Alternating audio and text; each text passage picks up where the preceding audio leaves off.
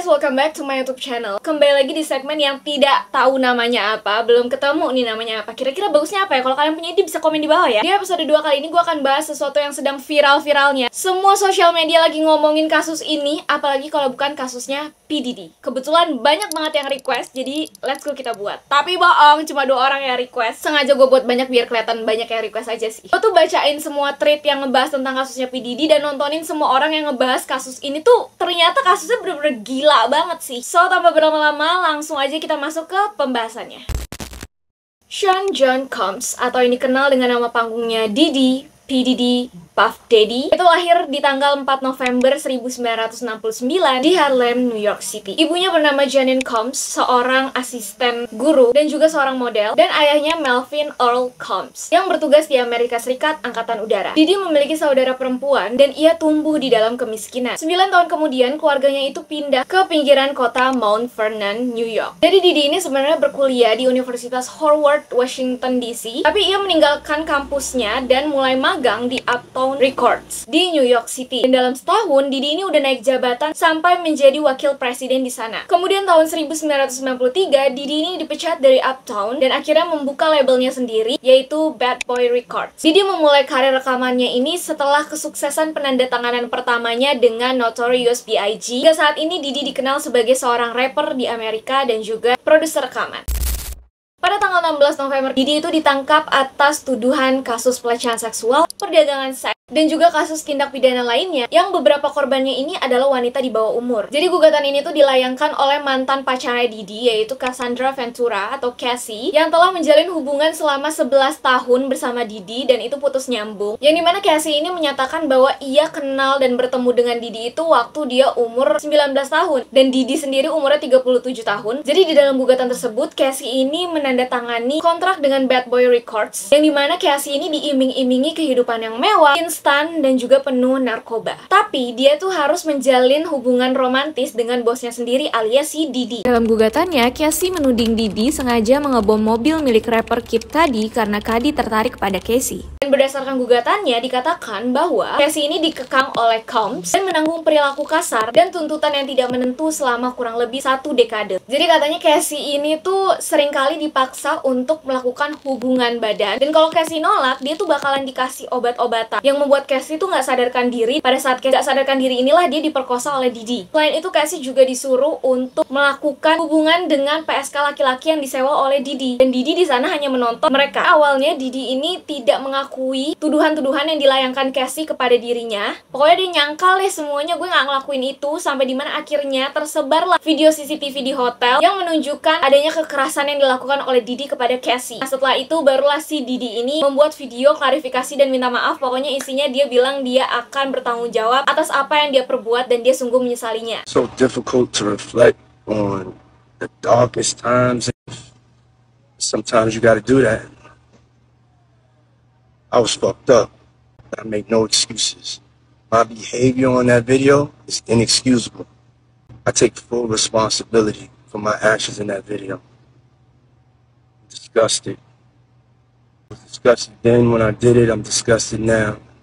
When I sought out professional help, I had to go into therapy, going to rehab, had to ask God for His mercy and grace. I'm so sorry.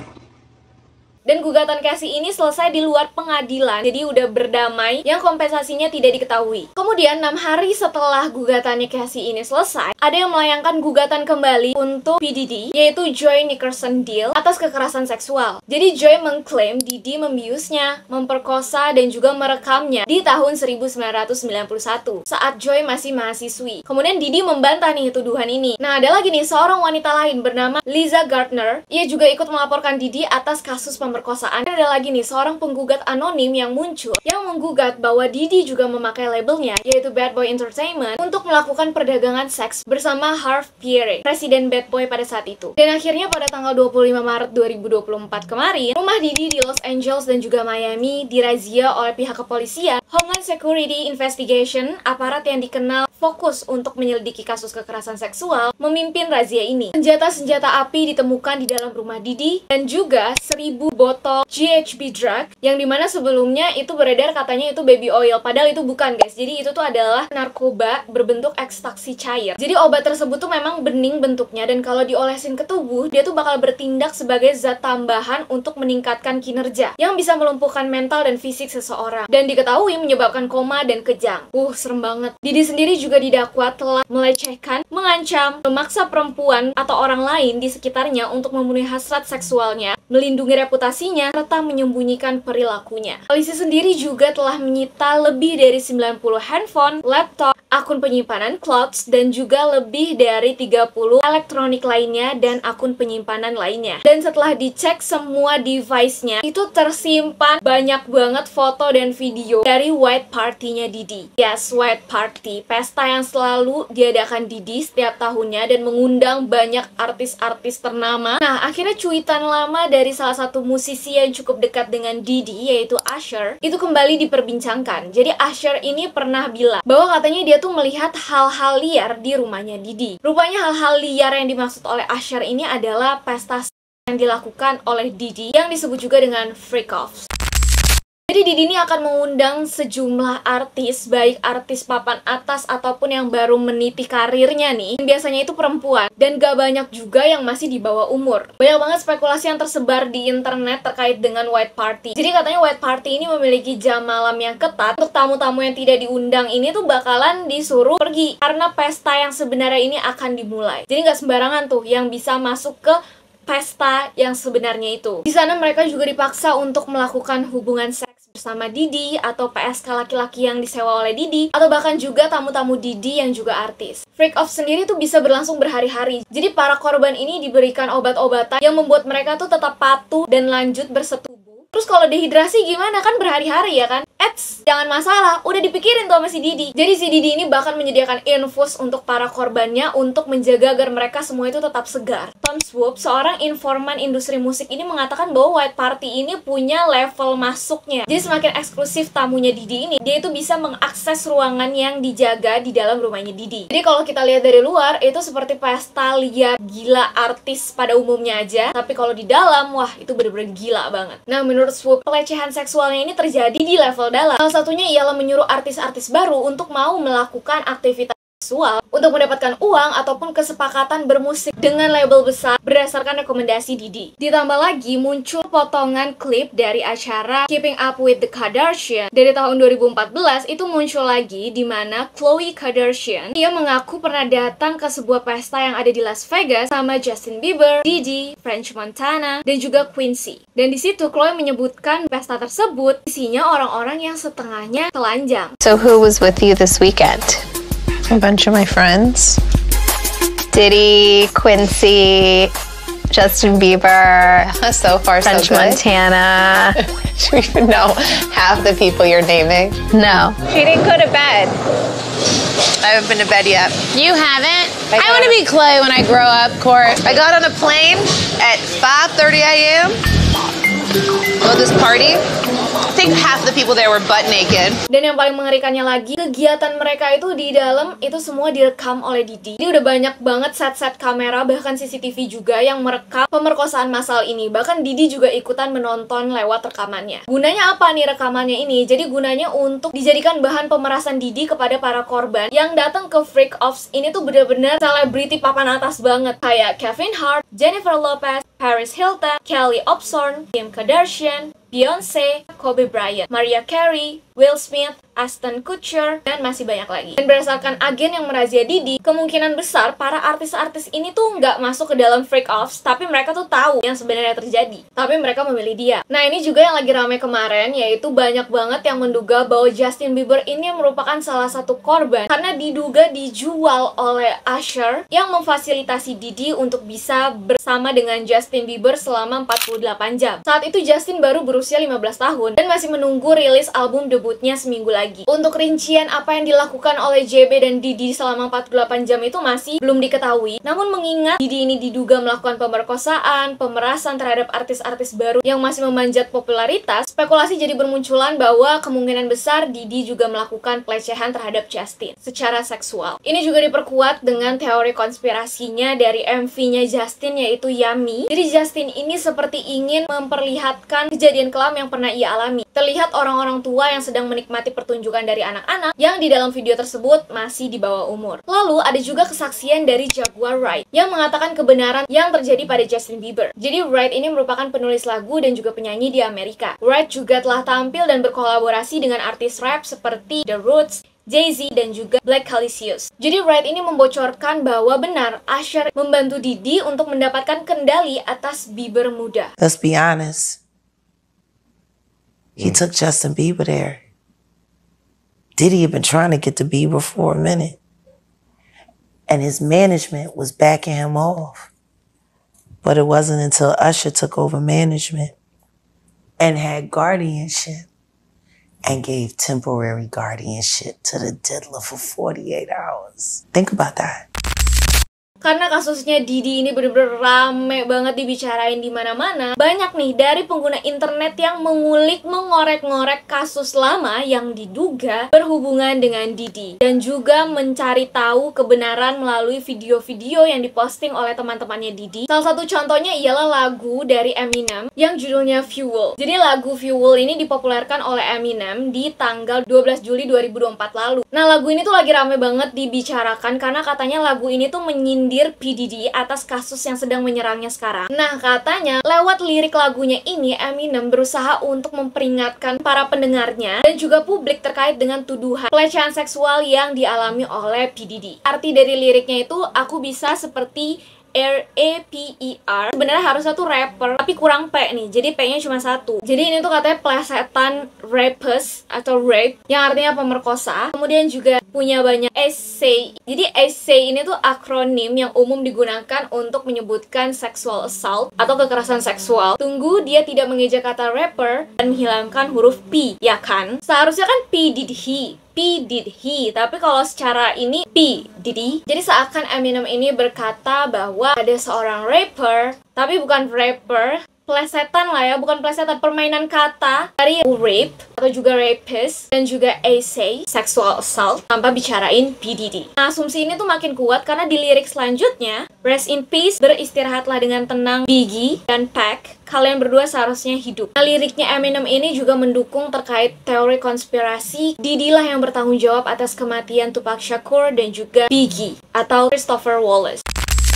Jadi pada tanggal 7 September 1996, Tupac ini ditembak sewaktu ia berada di dalam mobil bersama Suge Knight di Las Vegas. Pada tanggal 13 September 1996, Tupac menghembuskan nafas terakhirnya di umurnya yang ke-26 tahun. Pelaku yang menembak terhadap Tupac ini sudah ditangkap, yaitu Keith D yang merupakan gangster yang mengklaim bahwa ia ini dibayar oleh Diddy sebesar 1 juta US dollar untuk membunuh Tupac. Diddy sendiri membantah tuduhan tersebut, namun ada spekulasi bahwa pembunuhan tersebut ini bermotif dari Tupac yang masuk ke dalam manajemen Death Row yang merupakan rival dari manajemennya Diddy, Bad Boy Entertainment. 6 bulan kemudian, Christopher Wallace atau Biggie ditembak pada saat ia berada di lampu merah di dalam mobilnya. Jadi di hari Biggie ini ditembak, mereka ini baru aja meninggalkan sebuah pesta. Jadi Biggie dan juga Diddy itu menaiki mobil yang sangat mirip, tapi mobilnya Biggie ini ditempeli stiker supaya sang eksekutor ini bisa tahu mobil mana yang ada Biggie-nya. Nah, kenapa muncul spekulasi bahwa Diddy lah dalang dari kematian Biggie? Karena katanya Biggie ini sudah ada rencana untuk meninggalkan Bad Boy Entertainment dan mau pindah nih ke Death Row. Makanya Diddy ini sangat tidak suka. Dikatakan bahwa Biggie dan Diddy ini tuh sangat tidak terpisahkan. Tapi kenapa kebetulan banget nih di hari Biggie ditembak, mereka malah menaiki mobil yang berbeda tapi serupa. Selain keterlibatan Diddy atas kematian Tupac dan juga Biggie, banyak orang yang percaya juga Diddy mengalami keterlibatan terkait kematian artis besar lainnya. Jadi akhir-akhir ini tuh lagi rame banget pembahasan terkait dengan lagunya J. Cole, yaitu She Knows. She knows, she knows, I got you know. Yang dimana banyak banget nih teori yang menghubungkan antara selebriti dan juga tindakan kriminal yang dilakukan oleh Diddy dengan lirik lagu tersebut. Jadi makna dari lagunya itu, satu-satunya hal buruk tentang bintang adalah mereka terbakar. Beristirahatlah dengan tenang Aaliyah, beristirahatlah dengan tenang Left Eye. Michael Jackson, aku akan menemuimu segera setelah aku meninggal. Banyak orang yang bertanya terkait 3 nama ini yang ada di dalam lirik tersebut. Muncullah spekulasi bahwa 3 nama yang ada di lirik lagunya J. Cole ini, mereka ini mengenal baik Diddy, bahkan sempat ada juga di dalam White Party.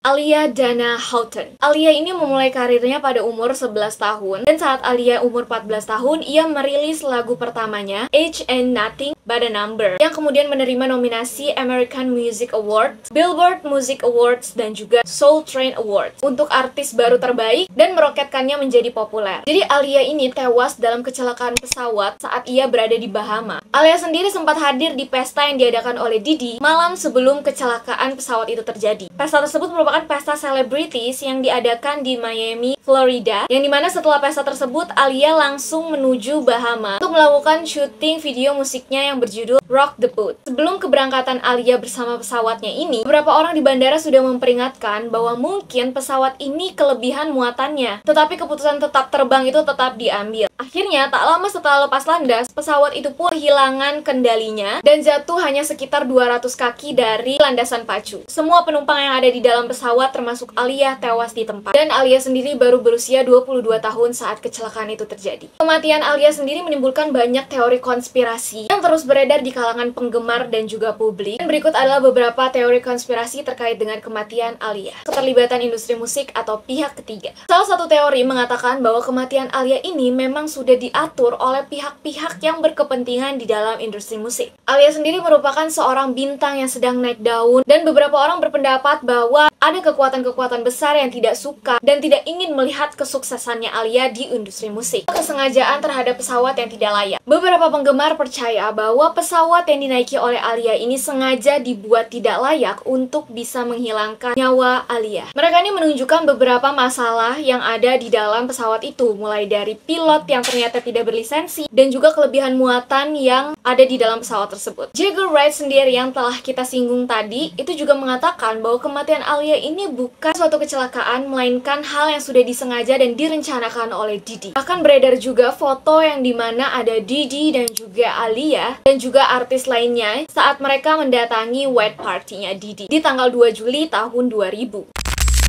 Left Eye. Left Eye dulu tergabung di dalam sebuah grup R&B TLC yang pernah diproduseri oleh Diddy di tahun 1997. Dan di tanggal 25 April 2002, Left Eye kehilangan nyawanya di dalam kecelakaan mobil di Honduras. Di dalam mobil yang ada Left Eye juga, itu tuh berisi 7 penumpang, termasuk saudara perempuan Nona Lopez, Raina, dan saudara laki-laki, kemudian juga 3 anggota grup Rhythm and Blues, dan 2 produser video. Para produser ini tuh sedang mengerjakan sebuah film dokumenter tentang perjalanan spiritual Mrs. Lopez. Menurut Jay Morose, juru bicaranya dari Nona Lopez, ada yang percaya bahwa kematiannya merupakan pengorbanan dari semacam ritual. Jadi pengorbanan ini tuh seringkali diasosiasikan kepada selebriti yang sedang berada di puncak ketenaran, atau mereka yang mencoba mencari jalur spiritual yang berbeda, mengeksplorasi perjalanan spiritual dan kesehatan holistik yang dianggap menjadi salah satu target yang paling potensial. PDD ini seringkali dikaitkan dengan Illuminati. Ada beberapa teori yang berpendapat bahwa Lopez ini yang vokal dan dikenal berani menyuarakan pendapat mungkin telah berencana untuk mengungkap atau berbicara tentang hal-hal di balik layar industri musik yang bisa melibatkan orang-orang besar termasuk PDD. Jadi mereka yang percaya dengan teori ini tuh berpendapat bahwa kematian Lopez ini tuh bukan kecelakaan, melainkan upaya untuk membungkamnya sebelum ia mengungkap informasi yang berbahaya bagi tokoh-tokoh besar di industri.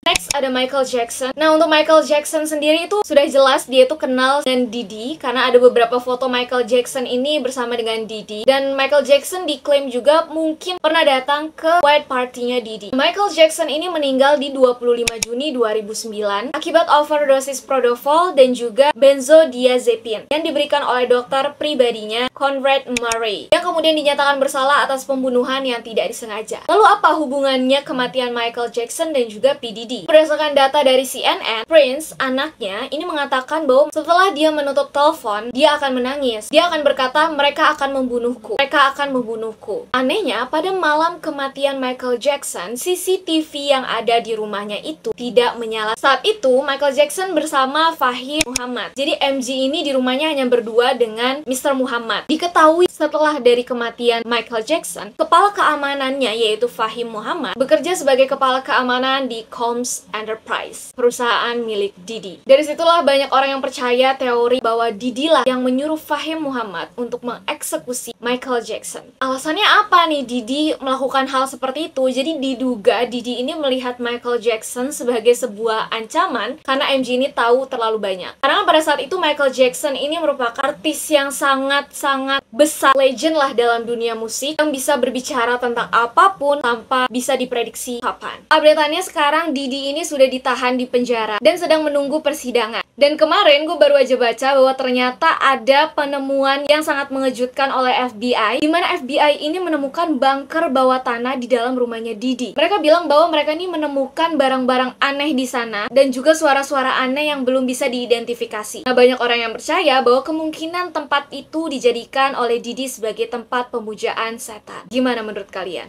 Ini gue nggak tahu nih akan jadi berapa menit, videonya panjang banget. Semoga kalian nggak bosan. Thank you so much for watching. Jangan lupa like, comment, and subscribe. Kalau kalian mau request untuk gue bahas di next video, bisa komen di bawah. See you!